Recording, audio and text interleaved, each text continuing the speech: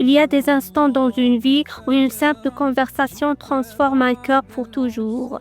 Moi, cet instant est arrivé un soir, alors que je rentrais de Blida Dabar Irilali, assise dans la grande voiture de mon frère aîné, sous un coucher de soleil qui embrasait le ciel. Ce voyage qui aurait pu sembler ordinaire a changé ma manière d'aimer le prophète Sayyidina Muhammad sallallahu alayhi wa sallam.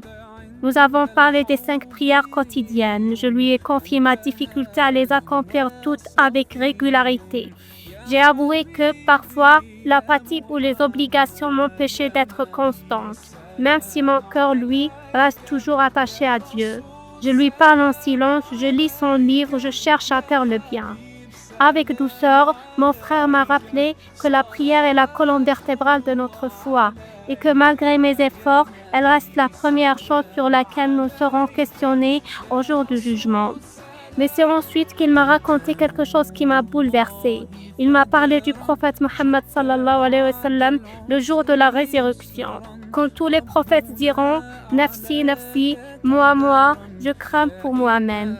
Notre bien-aimé Muhammad sallallahu alayhi wa sallam, lui, dira « Ummati, ummati », ma communauté, ma communauté. Alors il intercédera encore et encore jusqu'à ce que Allah dise « Sors de l'enfer quiconque a dans son cœur la moindre foi, ne serait-ce qu'un point infime de La ilaha illallah ». Et c'est là que le prophète Muhammad sallallahu alayhi wa sallam, par la permission d'Allah, sauvera ceux qui auront gardé dans leur cœur cette parole d'unicité.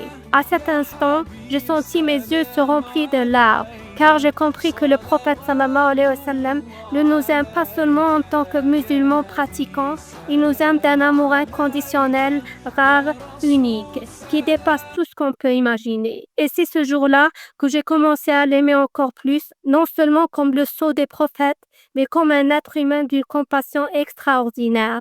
Alhamdulillah ala na'mat la ilaha illallah, Muhammad Rasulullah.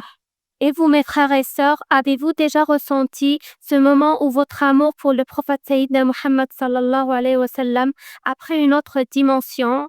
Partagez-le avec moi parce que vos histoires, vos larmes et vos vérités nourrissent cette lumière qui nous unit.